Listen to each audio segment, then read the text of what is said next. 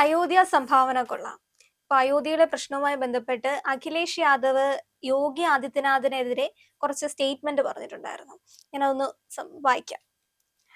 BJP സനാതന ധർമ്മത്തിന്റെ പേരിൽ കച്ചവടം നടത്തുകയാണെന്ന് ആണ് അഖിലേഷ് യാദവ് പറയുന്നത്. അതുപോലെ തന്നെ BJPയുടെ നിഘണ്ടുവിൽ മതത്തിനോ ലജ്ജയ്ക്കോ സ്ഥാനമില്ലെന്നും അവർക്ക് നേഷൻ ഫസ്റ്റ് അല്ല ഡൊണേഷൻ ഫസ്റ്റ് ആണെന്നുമാണ് അഖിലേഷ് പരിഹസിച്ചു പറഞ്ഞത്. ഇതിന് തിരിച്ച് യോഗിയും മറുപടി കൊടുത്തിട്ടുണ്ട്. യോഗിയുടെ മറുപടി, യഥാർത്ഥ മതവിശ്വാസിയാണെങ്കിൽ മധുര, വൃന്ദാവൻ, കൃഷ്ണ ജന്മഭൂമി എന്നിവയെക്കുറിച്ച് അഖിലേഷ് പരസ്യമായി സംസാരിക്കണമെന്നും രാമജന്മഭൂമി മോചന പ്രസ്ഥാനത്തിന് സമാനമായി കൃഷ്ണ ജന്മഭൂമിയുടെ മോചനത്തിനായി പ്രവർത്തിക്കണമെന്നുമാണ് യോഗി പറഞ്ഞത്. അതോടൊപ്പം തന്നെ അഖിലേഷിനെ അയോധ്യയിലേക്ക് ക്ഷണിക്കുന്നുണ്ട്. അയോധ്യ ക്ഷേത്രം സന്ദർശിക്കാൻ ആവശ്യപ്പെട്ട യോഗി മറ്റൊരു കാര്യം കൂടെ ഓർമ്മിപ്പിക്കുന്നുണ്ട്.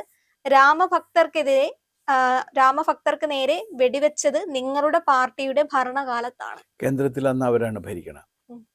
കേന്ദ്രത്തിൽ അവർ ഭരിച്ചുകൊണ്ടിരിക്കുന്ന കാലത്താണ് ഈ ബാബറി മസ്ജിദ് തകർക്കപ്പെടുന്ന പ്രശ്നങ്ങൾ ഉണ്ടായത്.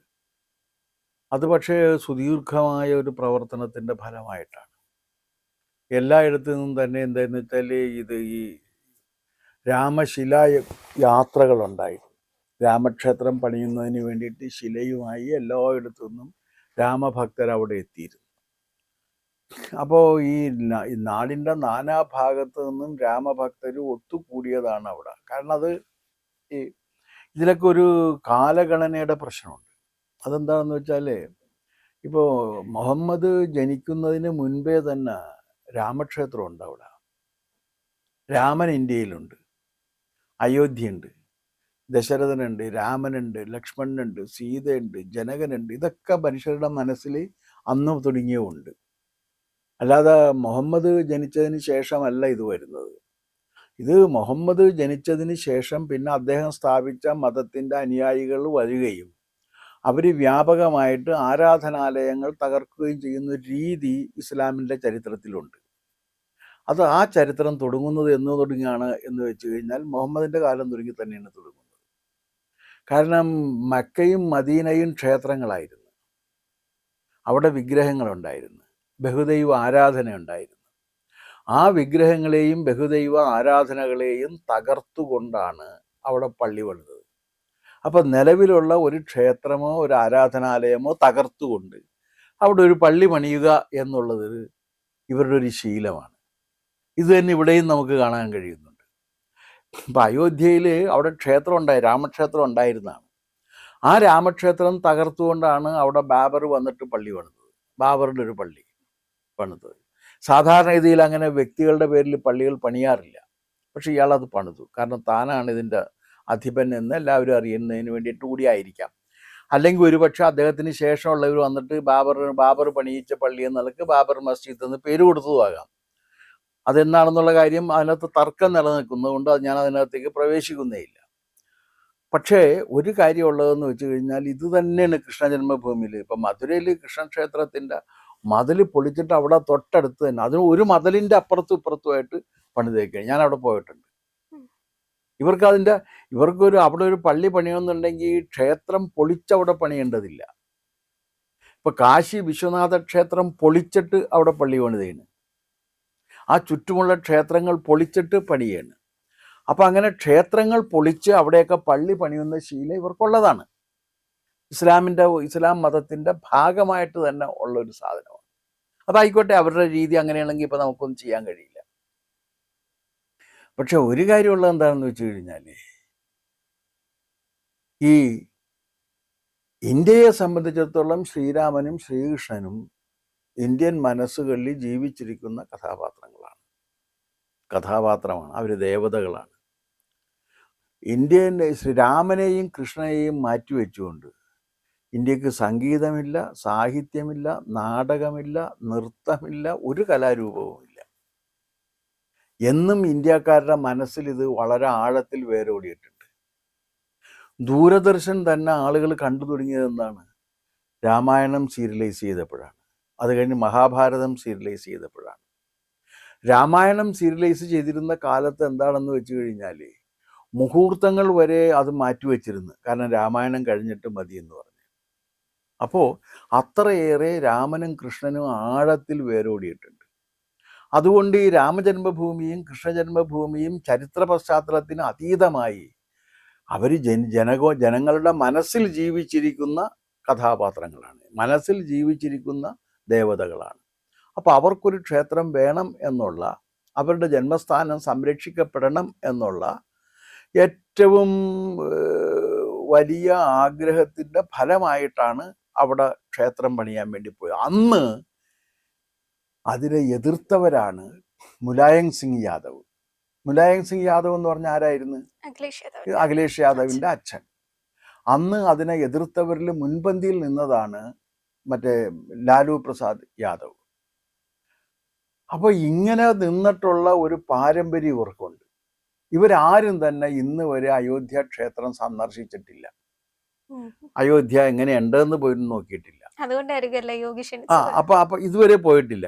പക്ഷെ ഇതുവരെ അവിടെ പോകാത്ത ഇവരെ ഇപ്പൊ വളരെ പെട്ടെന്ന് സനാതന ധർമ്മം സംരക്ഷിക്കപ്പെടേണ്ടതാണെന്നല്ല പറഞ്ഞത്. അങ്ങനെയാണെങ്കിൽ സനാതന ധർമ്മ സംരക്ഷണത്തിന് വേണ്ടി അഖിലേഷ് യാദവ് എന്ത് ചെയ്തിട്ടുണ്ട്? ഒന്നും ചെയ്തിട്ടില്ല. മാത്രവുമല്ല, അതിനെ എതിർക്കുന്നതിന് വേണ്ടി ചെയ്യാവുന്നതിൻ്റെ പരമാവധി ചെയ്തിട്ടുമുണ്ട്. അതാണ് അദ്ദേഹത്തിൻ്റെ സംഭാവന.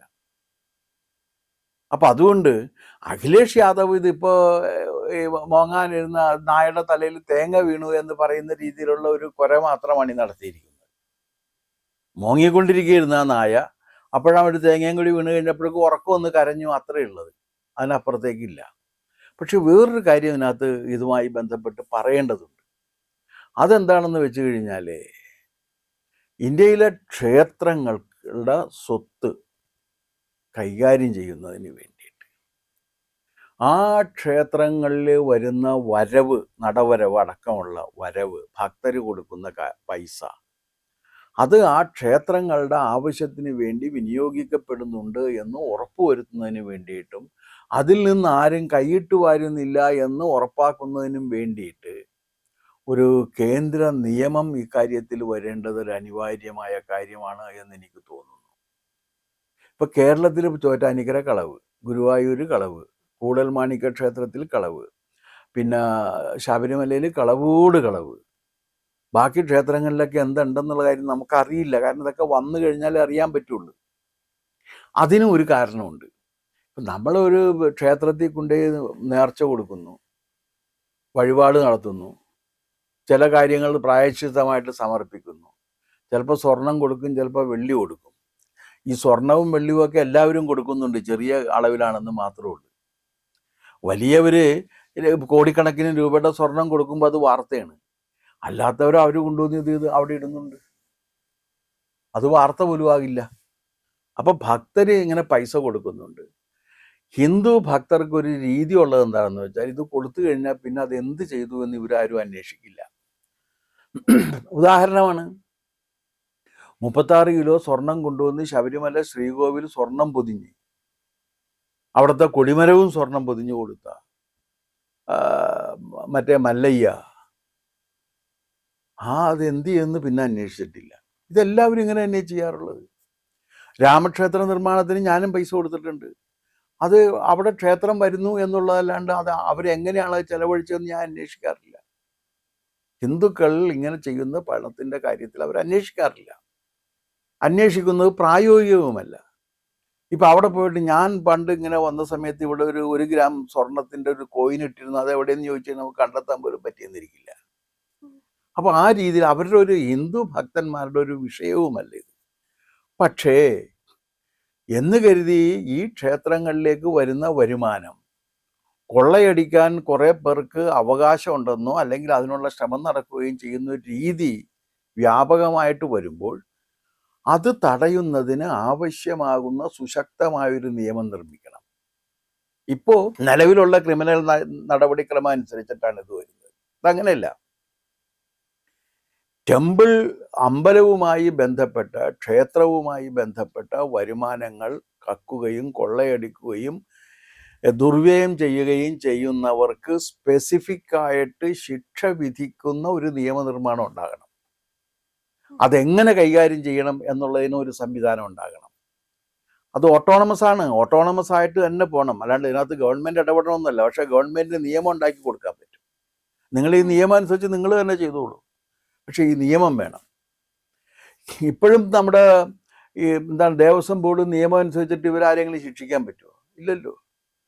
ഒന്നും ചെയ്യരുത്, എല്ലാം അങ്ങനെയാണ് ഇങ്ങനെയാണോ എന്നൊക്കെ പറഞ്ഞിട്ടുണ്ടെന്നല്ലാണ്ട് ഇവരൊക്കെ അത് ചെയ്യുകയും ചെയ്യും. അപ്പോൾ ആ രീതിയിൽ ഒരു സുശക്തമായ നിയമം, ഒരു കേന്ദ്ര നിയമം ക്ഷേത്രം, കാരണം ഇന്ത്യയിലെമ്പാടും ക്ഷേത്രങ്ങളുണ്ട്, എല്ലായിടത്തും ഉണ്ട്. ആ ക്ഷേത്രങ്ങളിലൊക്കെ സ്വത്തുണ്ട്. അത് വേറെ ആരും കൊണ്ടുവന്നതല്ല, ഒരു FCRA വഴി വന്നതുമല്ല, അത് ഇവിടുത്തെ ഭക്തർ കൊണ്ടേ കൊടുക്കുന്നതാണ്.